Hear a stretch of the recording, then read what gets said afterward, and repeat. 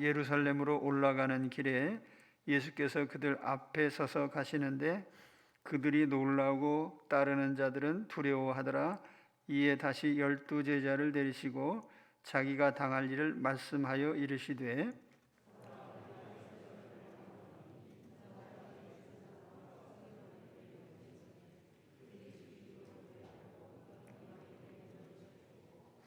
그들은 능욕하며 침뱉으며 채찍질하고 죽일 것이나 그는 3일 만에 살아나리라 하시니라.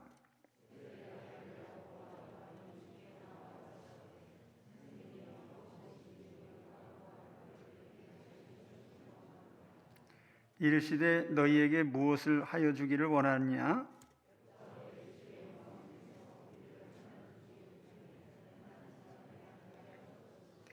예수께서 이르시되 너희는 너희가 구하는 것을 알지 못하는도다. 내가 마시는 잔을 너희가 마실 수 있으며 내가 받는 세례를 너희가 받을 수 있느냐?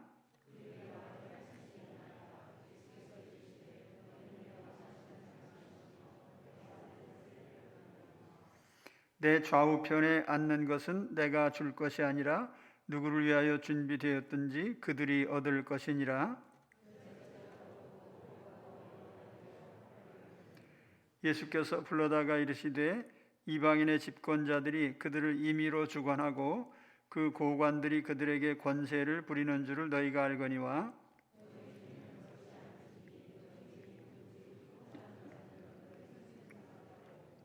너희 중에 누구든지 으뜸이 되고자 하는 자는 모든 사람의 종이 되어야 하리라.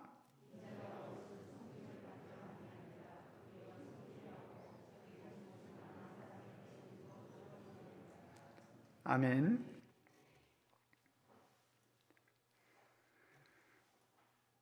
예루살렘에서 죽으시고 부활하실 것을 예고하셨는데 이 예고는 주님께서 세 번째로 행하신 예고입니다.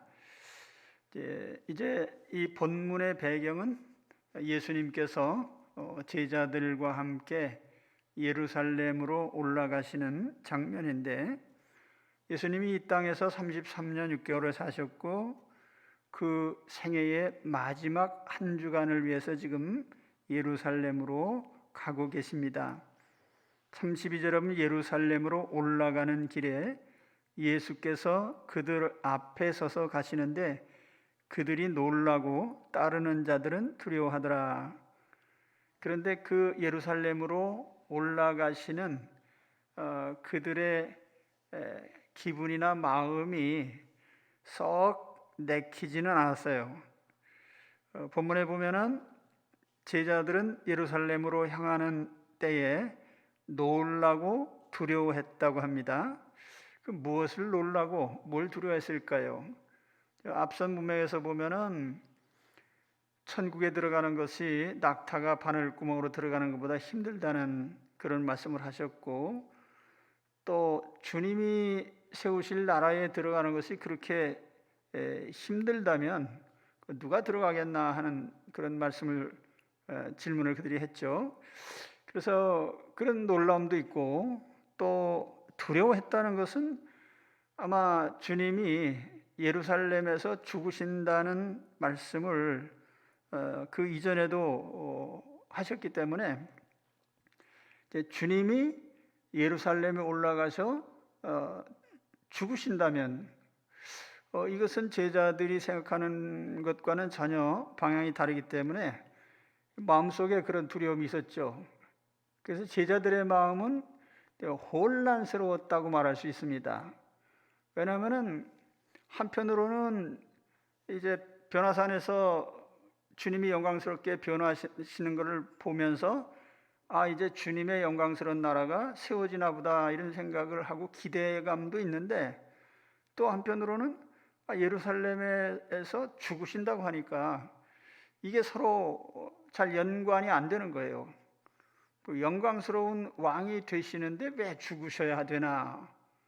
이런 것들이 잘 이해가 안 되기 때문에 마음이 혼란스러웠어요. 그래서 다른 때도 그렇게 다녔는지는 모르지만 제자들은 저 뒤에서 축 늘어져 따라오고 앞에서 예수님이 올라가시는데 상당히 의미심장한 장면이기도 해요. 십자가를 향하여 가시는 길은 제자들이 결코 앞설 수 없는 그런 길이죠.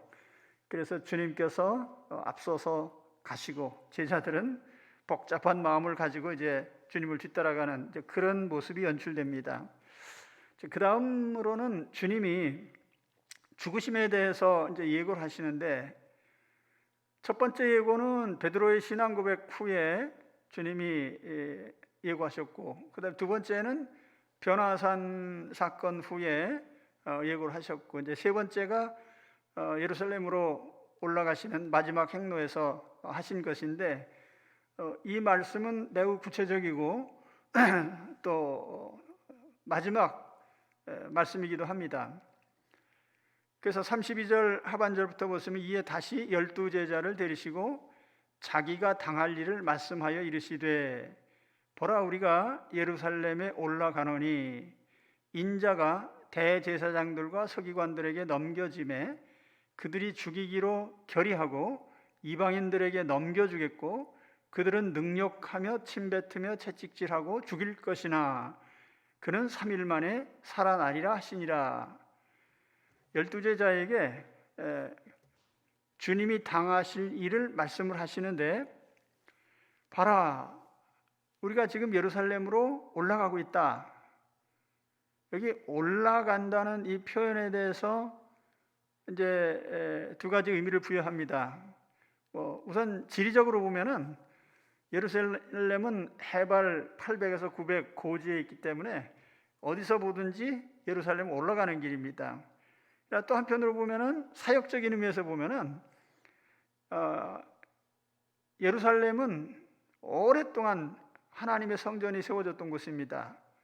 그곳에 다윗 왕국이 세워지고 솔로몬 성전이 세워지고 또는 스룹바벨 성전이 세워지고 헤롯 성전이 세워진 하나님의 성소가 있던 자리이고, 그래서 그 하나님의 임재를 향해서 이스라엘 백성들은 항상 경배하기 위해서 올라갔던 그런 초소지요.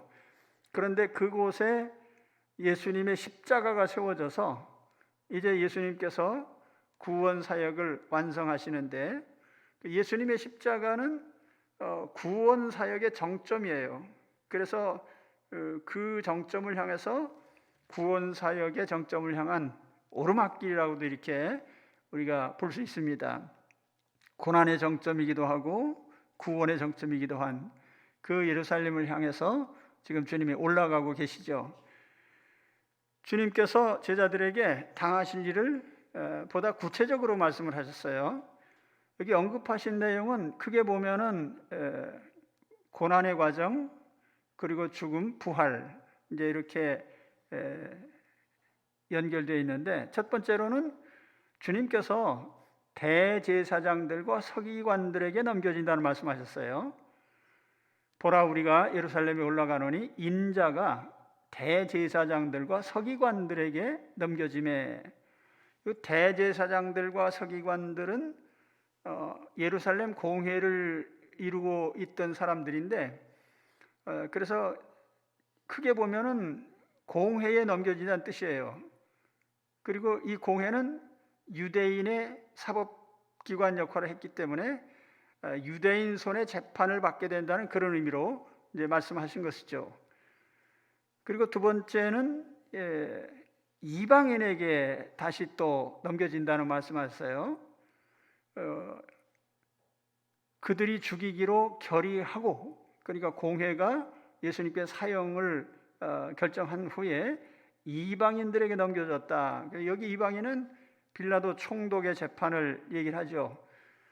주님은 빌라도 총독에 의해서 사형 선고가 내려졌는데, 유대인 공회가 어떤 사법적인 판단을 한다 해도 사형의 결정권은 로마 정부가 갖고 있었어요. 그렇기 때문에 최종적으로 예수님께 사형을 선고한 것은 이방인 총독이었던 빌라도죠. 그리고 세 번째로 언급된 것은 능욕과 침뱉음과 채찍질을 당하시고 마침내 십자가에서 죽을 것을 말씀하셨어요. 그들은 능욕하며 침뱉으며 채찍질하고 죽일 것이나. 그래서 이러한 과정들이 이제 주님께서 당하실 일련의 과정이죠.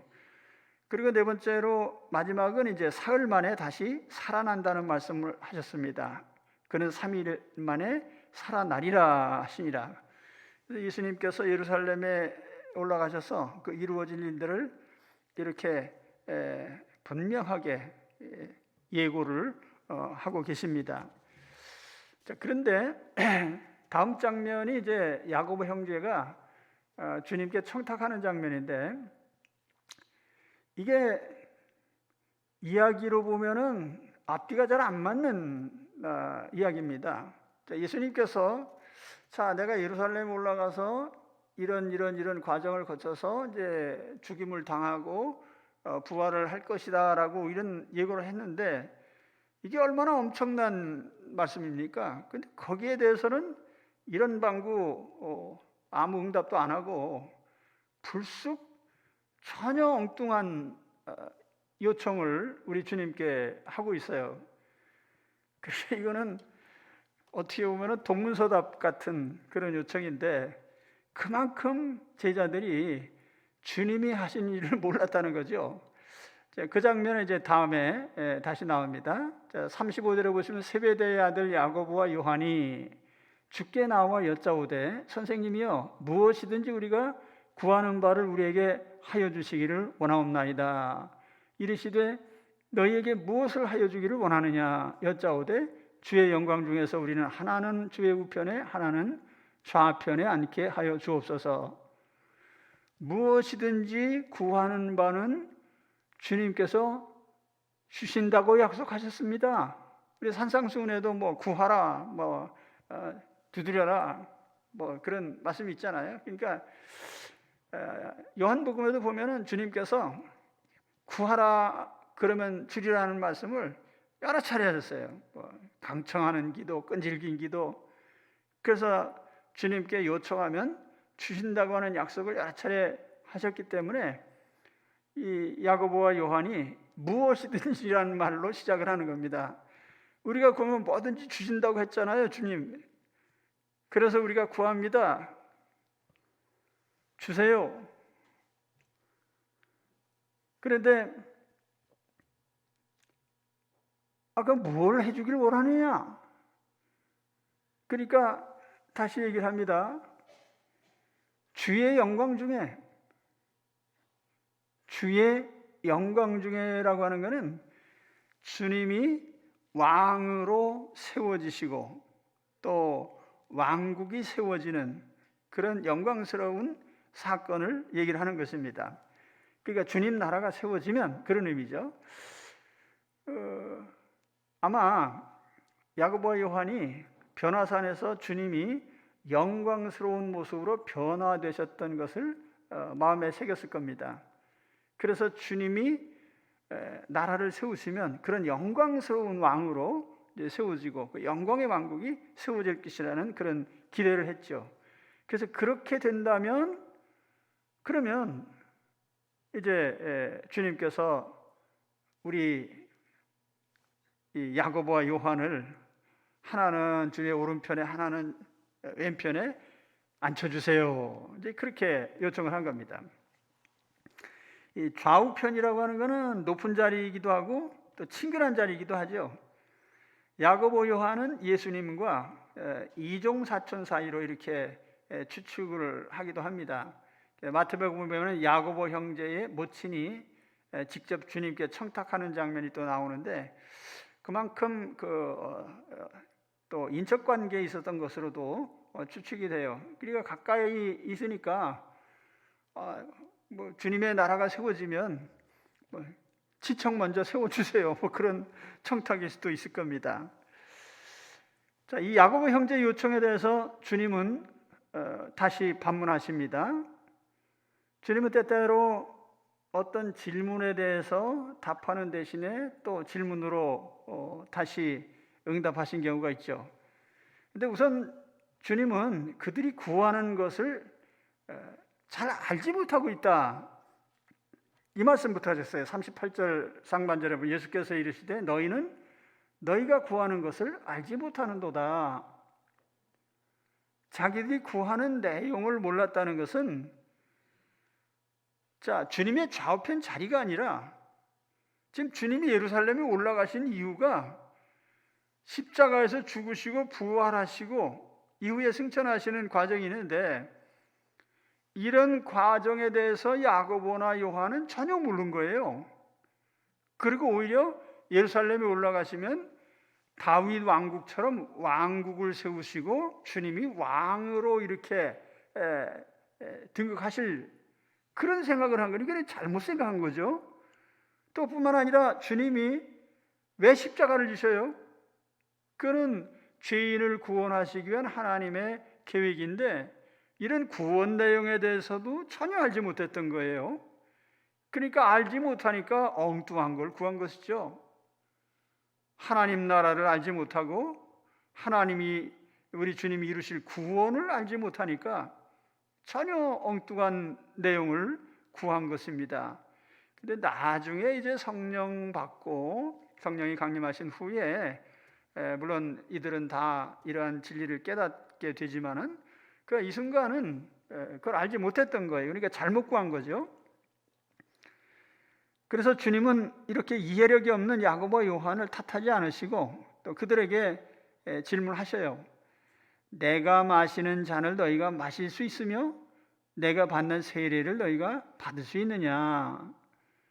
여기 잔과 세례가 나옵니다. 이 잔이라고 하는 것은 구약 성경에 보면 주로 죄인들을 향하신 하나님의 진노의 심판을 상징했어요. 진노의 잔. 그래서 이 잔 그러면은 하나님의 진노의 심판을 주로 이제 의미한 것입니다. 그 예수님께서 예루살렘에 올라가서 십자가에서 죽으신 것은 하나님의 진노를 받는 거예요. 죄를 향한 하나님의 진노. 그래서 죄의 삭은 사망 아니에요? 그러니까 하나님께서 지금 죄인들을 심판하시는 그 심판의 잔을 예수님이 마시는 겁니다. 대신하셔서. 세례라고 하는 것도 역시 고난을 의미하는 그런 의미로 여러 곳에 사용됩니다. 예를 들면 홍해처럼 깊은 물을 통과하는 것을 고난으로 보고 세례라고도 표현합니다. 주님이 받으시는 고난, 주님이 받으시는 대속의 죽음, 이런 것이 이제 주님이 받으실 잔과 세례인데 이런 것을 너희가 할 수 있겠느냐 이렇게 이제 물으신 거예요. 근데 물론 야고보와 요한은 내용을 모르죠. 주님이 얼마나 크나큰 십자가를 지시고 대속 후의 죽음을 죽으실 것에 대해서 알지 못했어요. 그래서 용감하게 또 대답을 합니다. 39절 상반절에 보면 그들이 말하되 할 수 있나이다. 할 수 있나이다. 헬라어로 한 단어예요. 두나메사라고 했는데 능력 혹은 역량, ability 혹은 capability를 의미합니다. 네, 우리는 주님이 마시는 잔을 마실 수 있습니다. 주님이 받으시는 세례를 받겠습니다. 그런데 야고보나 요한이 이렇게 말한 것은 아마 우리는 주님께 죽도록 충성하겠습니다. 그런 정도로 아마 표현한 것일 겁니다.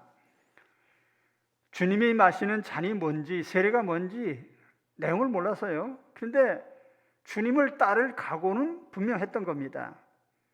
세상 사람이 다 주님을 떠날지라도 나는 다 끝까지 주님을 떠나지 않겠습니다. 베드로가 그렇게 장담한 것처럼 야고보와 요한도 적어도 우리는 주님 곁을 떠나지 않습니다. 주님이 하시는 일은 다 하겠습니다라는 그런 각오의 표현이기도 합니다.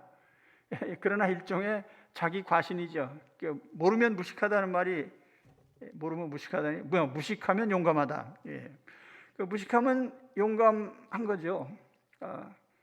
자기들이 감히 도전할 수 없는 문제에 대해서 할 수 있어요 라고 대답한 거예요. 오늘 우리도 마찬가지죠. 우리가 예수님을 믿고 따르는데 우리는 사실 하나님이 내 인생을 통해서 이루시려고 하는 계획들을 잘 모릅니다. 하나님이 나를 통해서 어떤 일을 하시려는지 우리 결과로만 이해할 수 있죠. 앞으로 하나님이 나를 어떻게 또 사용하시고 어떤 길로 인도하시는지에 대해서는 우리는 아무도 몰라요. 저도 20대에 우리 하나님께 붙잡혀서 주님의 일에 이렇게 참여하게 되는데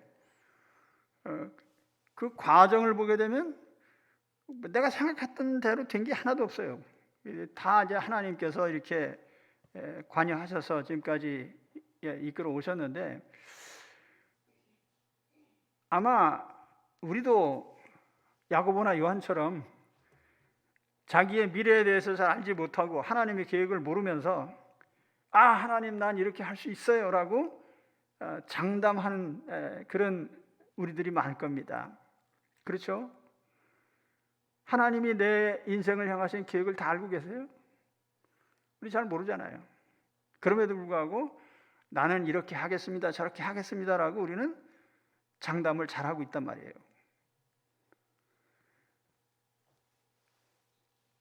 자, 주님께서 뭐라고 하셨습니까? 너희가 각오한 것처럼 너희는 내 잔을 마시고 세례를 받을 수는 있다. 그러나 내 좌우편에 앉는 것은 내가 당장 약속할 수 있는 것은 아니다. 왜냐하면 내 좌우편 자리는 하나님 아버지께서 평가하시고 정하실 일이기 때문입니다. 하나님 나라를 세우는 일, 하나님 나라 백성을 구원해내는 일, 거기에 필요한 일꾼을 뽑고 세우는 일, 결과를 평가하고 보상하는 일은 다 하나님 아버지께서 세우신 계획대로 진행될 뿐이죠. 누가 요청한다고 해서 선뜻 어떤 자리를 주고 말고 할 그런 성격이 아니에요. 누가복음 17장 7절에 보면은 주님께서 이런 비유의 말씀하셨는데 너희 중 누구에게 밭을 갈거나 양을 치거나 하는 종이 있어 밭에서 돌아오면 그대로 곧 와 앉아서 먹으라 말할 자가 있느냐? 도리어 그대로 내 먹을 것을 준비하고 띠를 띠고 내가 먹고 마시는 동안 수종 들고 너는 그 후에 먹고 마시라 하지 않겠느냐? 명한 대로 하였다고 종에게 감사하겠느냐? 이와 같이 너희도 명령받은 것을 다 행한 후에 이르기를 우리는 무익한 종이라 우리가 하여야 할 일을 한 것뿐이라 할지니라. 이게 무슨 표현이냐면 야고보나 요한이 주님을 충성스럽게 희생하면서 섬겼다고 해서 그 보상으로 대가로 어떤 자리를 준다는 생각은 잘못된 것이라는 거죠. 오히려 우리가 주님께서 우리 죄값을 다 대신 갚아주시고 하나님 자녀로 삼으신 것에 대해서 감사하면서 오히려 우리는 하나님이 주신 은혜에 대한 응답으로서 일을 해야 되는 것이지 내가 무슨 일을 하면 하나님께서 한 자리 주실 것이다 라고 하는 이런 그릇된 동기나 목적을 가지고 주의 일을 해서는 안 되는 것이죠. 그런데 결과적으로 보면은 야고보 요한은 뭔지도 모르고 주님께 청탁을 했는데 우리 주님께서 그들을 참 소중하게 쓰셨어요.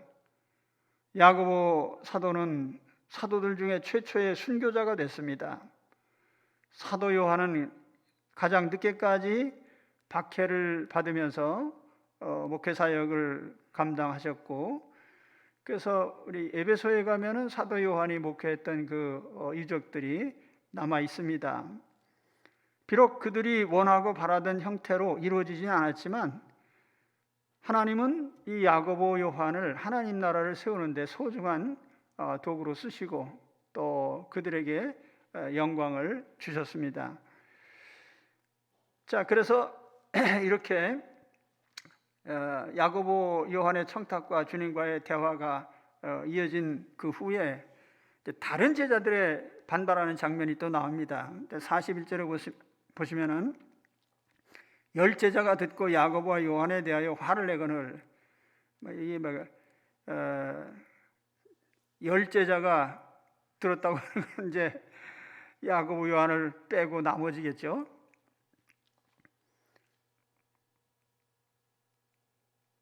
왜 화를 냈어요? 새치기 하듯이 먼저 껴들어와서 청탁을 하니까 우리도 주님께 뭔가 요청을 하려고 하는데 먼저 얘기를 하니까,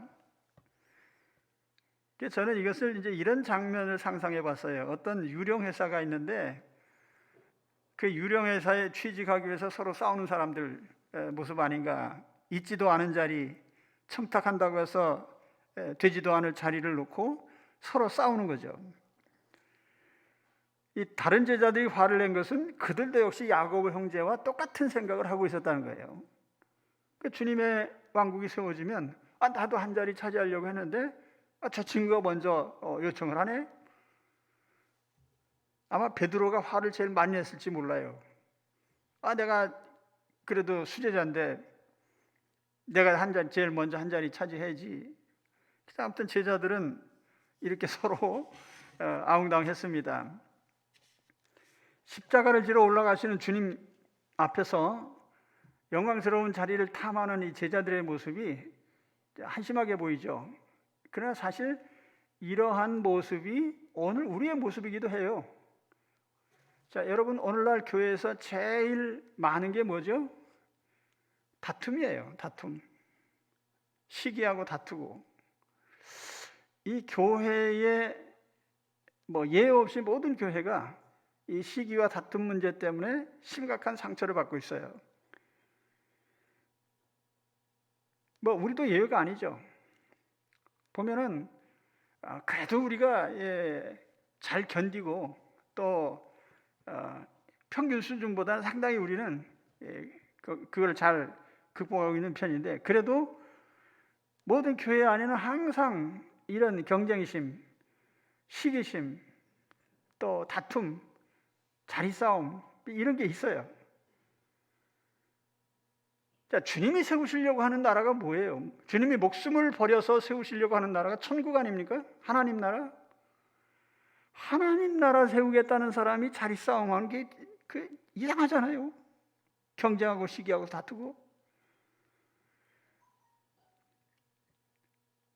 아마 여기에 야고보, 요한 별명대로 하면은 우레의 아들이죠. 천둥의 아들. 성질도 과격하고 급하고, 그러다 보니까 일하다가 욱 하면 그냥 부딪히는 거예요. 교회에서 우리가 열심 내는 것 좋습니다. 전도 열심, 기도 열심, 성경 읽는 열심, 봉사활동 열심. 근데 그 열심 때문에 관계가 깨진다면 그 열심은 없는 것만도 못하단 말이죠. 저는 지금까지 목회하면서 여러분들이 혹시 저에게 열심 내세요라는 말을 좀 들어보셨습니까? 의도든 아니든 간에 그런 말을 한 기억이 제게는 별로 없는 것 같아요. 왜냐하면 열심 내는 거는 누구에게나 필요한 일이지만 열심 내는 사람들 중에 항상 다툼과 관계 깨지는 이런 일이 벌어지기 때문에 하는 일이에요. 저는 그래서 우리가 일보다는 관계가 우선돼야 된다. 또 관계가 깨지는 일이라면 안 하는 일만 못하다. 근데 가족 관계도 마찬가지잖아요. 여러분, 부부가 왜 싸우죠? 부부가 아무 일도 안 하면 안 싸워요. 꼭 싸울 때 보면 무슨 일 하다가 싸워요. 일 할까 말까, 이렇게 할까 저렇게 할까, 그래도 싸우는 거예요. 그리고 또 열정이 없는 부부는 싸우지도 않아요. 맥 빠져가지고 하거나 말거나 그냥 기운이 쭉 빠져가지고 싸울 기운도 없고. 그런데 뭔가 좀 열의가 있고 열정적인 그런 기질이 있는 부부는 서로 싸워요. 하다 보면은 나는 이렇게 하려고 하는데 당신 왜 그렇게 하냐 하면서 싸우는 거 아니에요.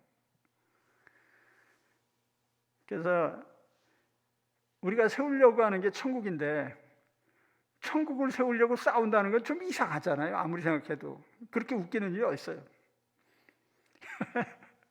우습지 않아요? 전 생각만 해도 웃어 그게. 아니 천국을 세우겠다는데 왜 싸워? 그 싸우는 천국 세우면 또 뭐예요? 그러니까 여러분, 하나님의 교회는 화목해야 됩니다. 그리고 열심도 좋지만 그 열심 때문에 또 다퉈서도 안 돼요.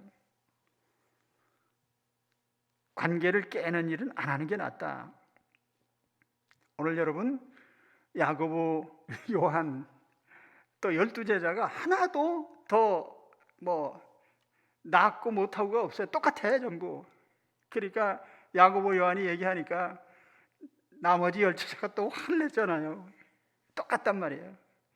근데 사실 오늘 우리도 똑같아. 우리도. 예. 여기 있는 저나 뭐요 다 똑같아. 우리에게 이런 마음이 있다는 거죠. 경쟁하고 싸우고 주님이 세우시려고 하는 하나님 나라에 대한 전 알지도 못하면서요. 자, 그래서 다음 장면 또 보겠습니다. 우리 주님께서 여기 결론적으로 주님의 희생이 주는 두 가지 의미라고 이렇게 얘기를 했는데, 교회 공동체에 절대적으로 중요한 두 가지 원리가 있어요. 첫째는 어떤 자리, 지위, 그 자리나 지위가 뭘 의미하느냐는 거죠. 또 한 가지는 주님이 이 땅에 오신 목적, 천국 건설이죠. 근데 그 천국 건설을 위해서 주님은 어떻게 처신하셨는지, 그걸 이제 우리에게 알려주시는 거예요. 첫째로 지위에 대한 주님의 견해입니다. 주님은 먼저 세상 사람들이 생각하는 어떤 자리, 지위는 하나님 나라의 지위하고는 전혀 성격이 다르다.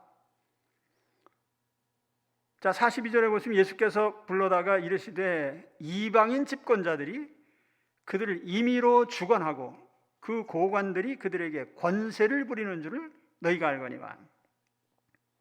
자, 너희는 알고 있다. 이 오이다테, 직관적으로 알고 있다는 얘기예요. 현재 완료형이기 때문에 제자들은 이미 다 알고 있어요. 세상 권력자, 세상 지위가 있는 사람들이 어떤 처신을 하고 있는지. 여기서 이방인의 집권자들이라고 했는데 그 단어적인 의미는 소위 말하는 이방 권력자들이라는 의미예요. 이방 권력자들. 그들의 행태가 어떻습니까? 사람들을 임의로 주관해요. 주인 행세를 하고 제어하려고 한다는 그런 의미예요. 또 그들의 고관들, 호이 메갈로이라고 했는데, 이 메가라는 말이 이제 크다는 뜻이거든요. 세상에서 말하는 큰 자, 그러니까 작은 자에 대한 반대말이에요. 주님이 자주 인용하시는 작은 자에 대한 반대말이에요. 큰 자. 그 세상 사람들이 말하는 이 큰 자는 어떻게 합니까? 사람들에게 권세를 휘두르고 부려먹고 통제하고 억압해요. 그러니까 세상에서 지위라고 하는 것은 다른 사람들에게 아무 도움이 안 되는 거예요. 군림하고 지배하고 억제하고 이런 데에 쓰여지는 그런 지위란 말이죠. 야고보나 요한이 혹시 그런 생각으로 자리를 생각했다면 너무나 잘못된 거죠. 그 천국의 지위는 어떤 지위예요? 하나님 나라에서 지위.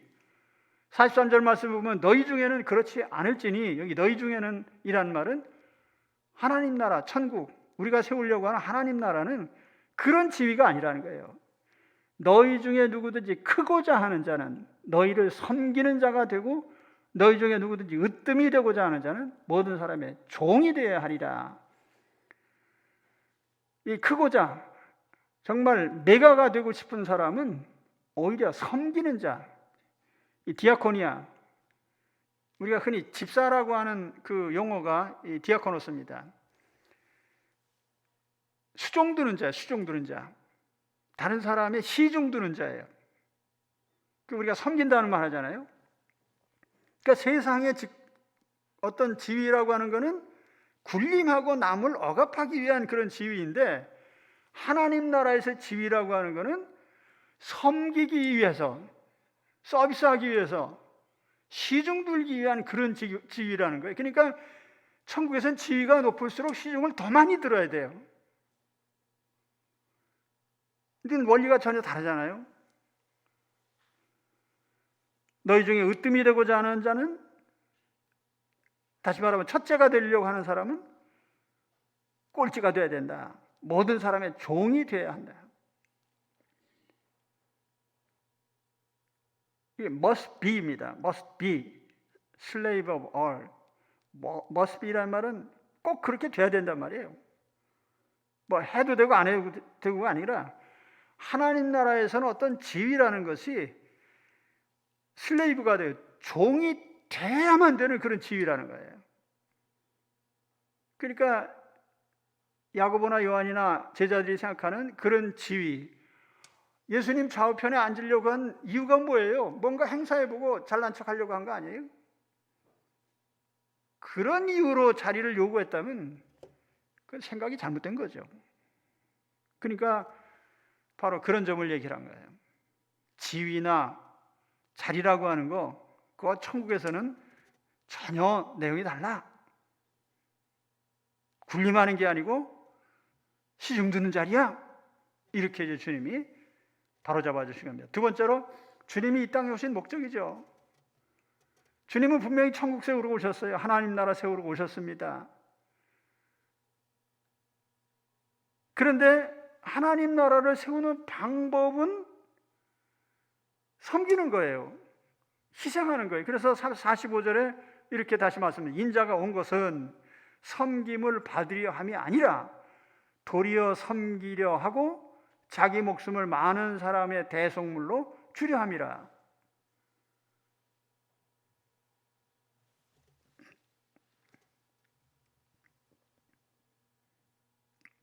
여기 두 가지 단어가 강조적인데, 섬긴다는 말과 대속물로 준다는 말이에요. 시중 두는 데서 머물지 않고 목숨까지 그냥 희생하는, 그 목숨 희생하는 이유가 뭐냐면은 대속물이라고. 이 대속물이라는 게 이것도 이제 헬라어로 하면은 이게 루트론이라는 말인데, 류라는 말이 원래 풀어준다는 얘기예요. 노예를 해방할 때 쓰는 그런 단어거든요. 그러니까 나의 희생으로 말미암아 다른 사람에게 오히려 억압이 아니고 매임이 아니고 자유를 주려고 하는 거예요. 그러니까 이건 목적이 전혀 다른 거예요. 주님은 분명히 천국의 왕이십니다. 근데 왜 왕이 되셨냐면 자유를 주고 풀어주고 섬기기 위해서 왕이 되신 거예요. 그런 천국에서 어떤 자리를 원한다면 그 천국의 왕이 행하시는 것처럼 똑같은 목적과 똑같은 방법으로 어떤 지위를 요구해야 될 겁니다. 나는 더 많이 섬기겠습니다. 난 더 많이 시중 들겠습니다. 그런 생각으로 자리를 요청해라 그 말이에요.